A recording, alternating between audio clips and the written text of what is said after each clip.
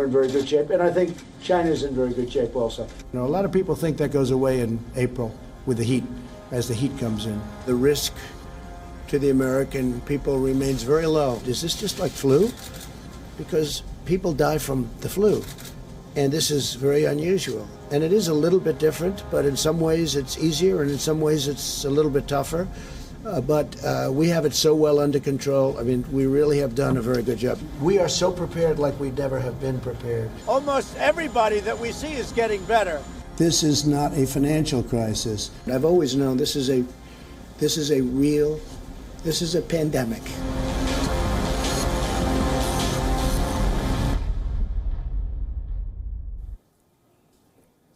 Finally, he's admitted this is a pandemic. The admission came too late. Well, here's the story of America. From dismantling terror to ushering democracy in oil-rich countries, America has put itself at the lead of every geopolitical situation. Clearly not this one. Forget about leading a global response. This superpower does not seem fit to participate in one, thanks to the lack of decisive leadership by its president, Donald Trump.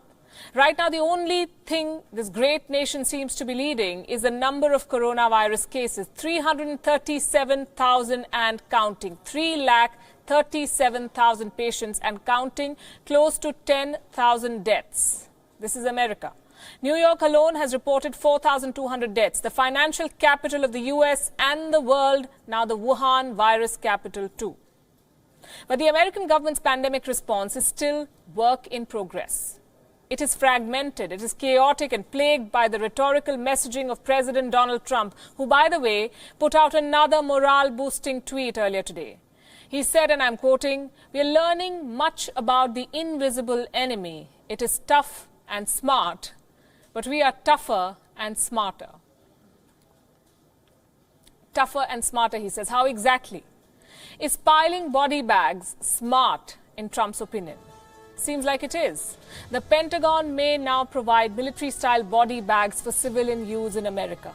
The U.S. Emergency Management Agency says it has requested 100,000 of these pouches for coronavirus victims, 100,000 body bags.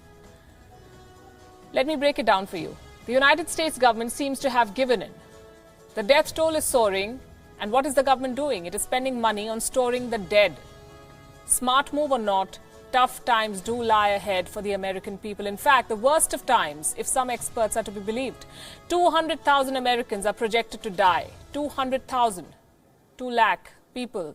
Even when the most stringent of public health restrictions are in place, this is the count they're looking at. I'm not saying this, the White House and US health officials are.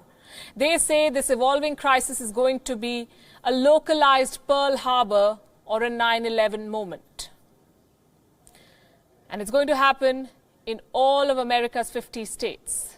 There is reason to panic. At least 8 of these states, all with Republican governors, have still not ordered their residents to stay at home. These states are Arkansas, Iowa, Nebraska, North Dakota, South Carolina, Utah, and Wyoming. Even Georgia, with 6,700 cases and 200 deaths, the governor here has even allowed the beaches to be reopened. Here's another reason why the country is staring at tough times ahead. The love for religion. Yes, it's not restricted to third world countries. In Louisiana, a pastor defiantly held church services in violation of the state's stay-at-home orders. In violation of a lockdown, you could say.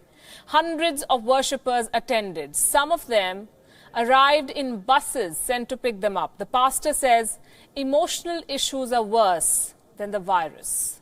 You must listen to this. Everybody's fine. They would rather come to church and worship like free people than they have lived like prisoners in their homes for 22 days now. Nobody's been out of their homes in the past 3 weeks. Could it be that the depression and the anxiety and the emotion problems that we're facing right now, clinical problems that is being brought on by this virus, could it be that it is worse than the people who have already contracted this virus and died? Back in Washington, a new controversy has hit the U.S. The U.S. Treasury over buying medical equipment from abroad. Last Wednesday, a Russian military plane carrying ventilators landed in New York. Guess what? These ventilators were manufactured by a Russian company that is under US sanctions. The company, which goes by the name KRET, has been under American sanctions since July 2014. American firms and nationals have been barred from doing business with it, and now the government is buying stuff. Now, Trump's critics say that the White House should not be accepting humanitarian aid or help from Russia, sanctions or no sanctions. The fact is, America is not spoiled for choice. Its options are limited, its challenges unprecedented. The coronavirus has brought the world's most powerful nation down to its knees. But there's no stopping the US president from painting a rosy picture of his failing efforts. He first downplayed the seriousness of this pandemic, and now he's making false statements about things being in control. This is the collapse of American leadership.